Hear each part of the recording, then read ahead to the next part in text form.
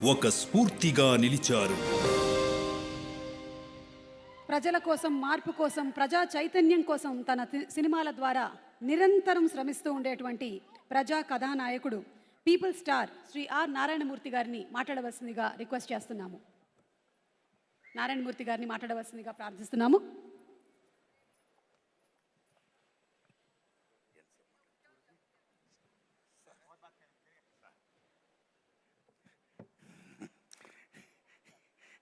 దిల్ రాజు గారు, నేను సీఎం గారిని రిక్వెస్ట్ చేశా,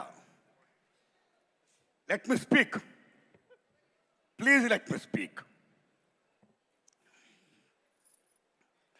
మిత్రులారా, గత 13 ఏళ్లుగా సినిమా ఇండస్ట్రీలో నంది అవార్డ్స్ ఎప్పుడు ఇస్తారని ఎదురుస్తున్న సినిమా ఫిల్మ్కి ఇవ్వాల. అలాంటిది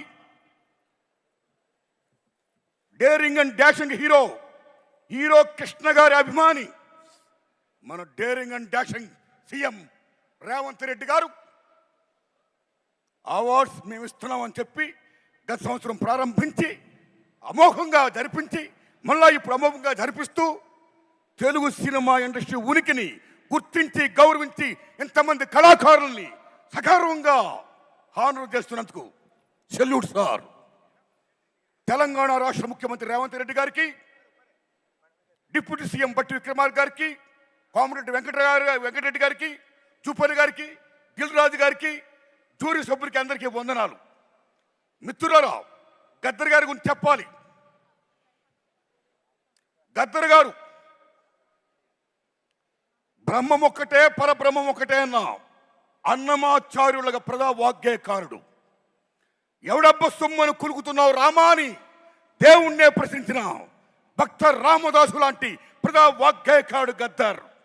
భారతదేశం భాగ్యసీమరా, సకల సంపదలకు కొదువలేదురా, అంగట్లో నా అన్నీ ఉన్నా, అల్లుడు నోట్లో శని ఉన్నట్లు, సకల సంపదల గల్ల దేశములో దరిద్రం ఎట్టుందో నాయనా. ఎట్టొచ్చిన దరిద్రం అని ప్రశ్నించిన ప్రజా వాగ్గేయకారుడు Gaddar. Is people's legend, is one of the best communicator in the world, like Paul Robeson.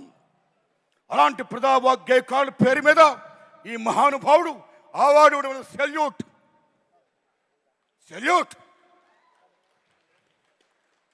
అస్సాంలో మీరు భూపేన్ హజారికా పేరు వినే ఉంటారు.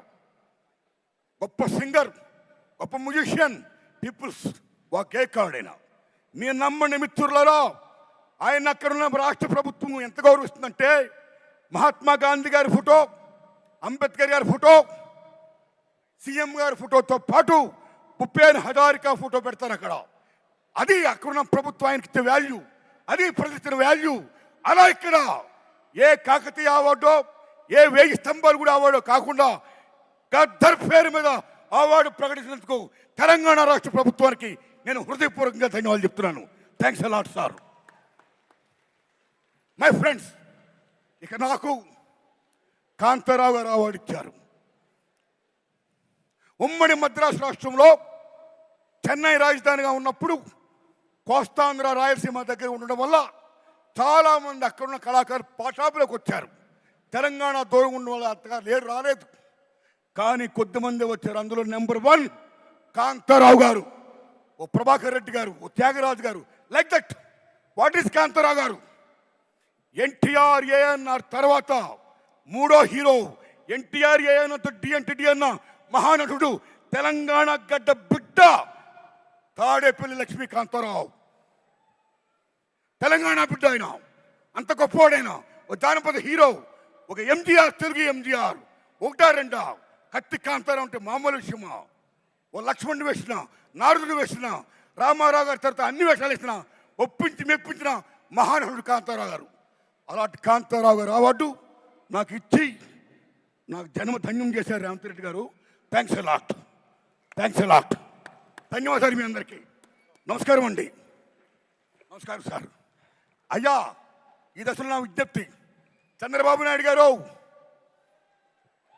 మీ దండం పెడుతున్నాం. చాలా పెద్దవారు మీరు.